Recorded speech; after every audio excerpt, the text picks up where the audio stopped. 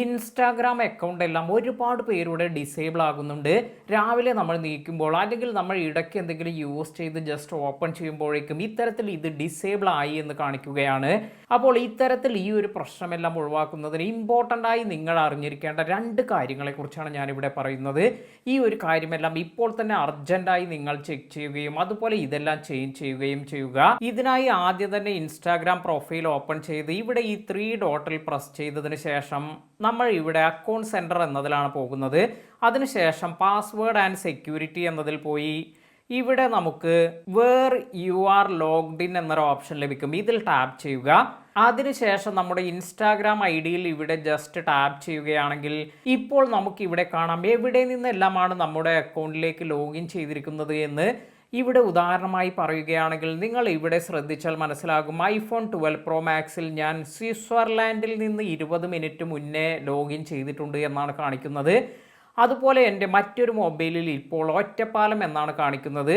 അപ്പോൾ ഇത്തരത്തിൽ നമുക്ക് ഈ ഒരു സ്വിറ്റ്സർലാൻഡ് അതുപോലെ ഇന്ത്യ ഇങ്ങനെ ഇത് ചേഞ്ച് ചെയ്യുകയാണ്. അപ്പോൾ ഇത്തരത്തിൽ നിങ്ങളും ഈ ഒരു ഭാഗത്ത് പോയതിനു ശേഷം ഇങ്ങനെ നിങ്ങളുടെ കൺട്രി എല്ലാം ചേഞ്ചായി കാണുന്നുണ്ടോ എന്നെല്ലാം നോക്കുക. ഇത് വരുന്നത് എന്തുകൊണ്ട് എന്ന് കൂടി ഞാൻ പറയാം. പല ആളുകളും അവരുടെ മൊബൈലിൽ VPN സർവീസ് എല്ലാം യൂസ് ചെയ്യാറുണ്ട്.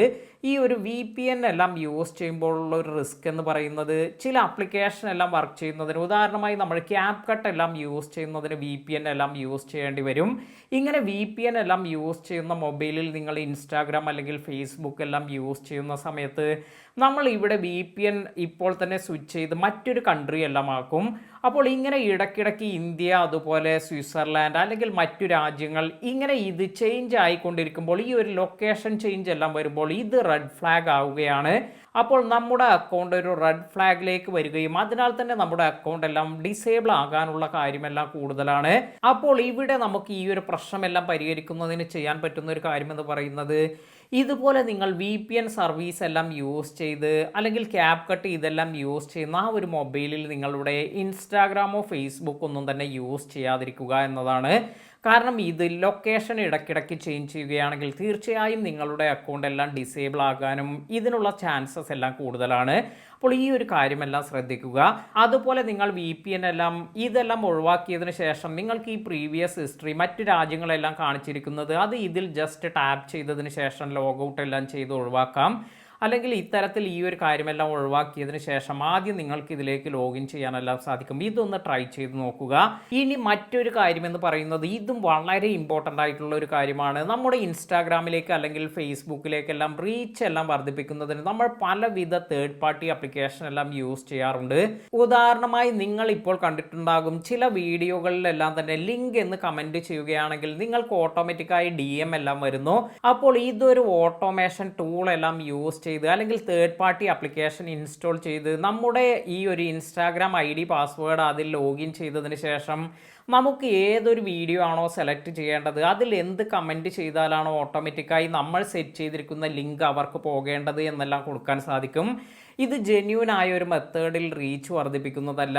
സാധാരണ ആർക്കും വേണമെങ്കിൽ ഇപ്പോൾ ചെറിയൊരു കാര്യത്തെക്കുറിച്ച് പറഞ്ഞ് നമുക്ക് ഓട്ടോമാറ്റിക്കായി ഒരുപാട് കമൻറ്റും നമ്മുടെ റീച്ച് എല്ലാം വർദ്ധിക്കാനുള്ള ഒരു ട്രിക്ക് എല്ലാമാണിത്.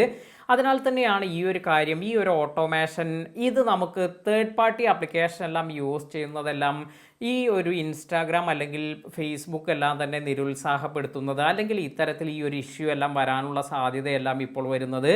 ഇപ്പോൾ ഇത്തരത്തിലുള്ള കാര്യങ്ങളിലെല്ലാം തന്നെ ഇൻസ്റ്റാഗ്രാം ഫേസ്ബുക്ക് അല്ലെങ്കിൽ മെറ്റ എല്ലാം തന്നെ വളരെയധികം ശ്രദ്ധിച്ചാണ് കാര്യങ്ങൾ ചെയ്യുന്നത്.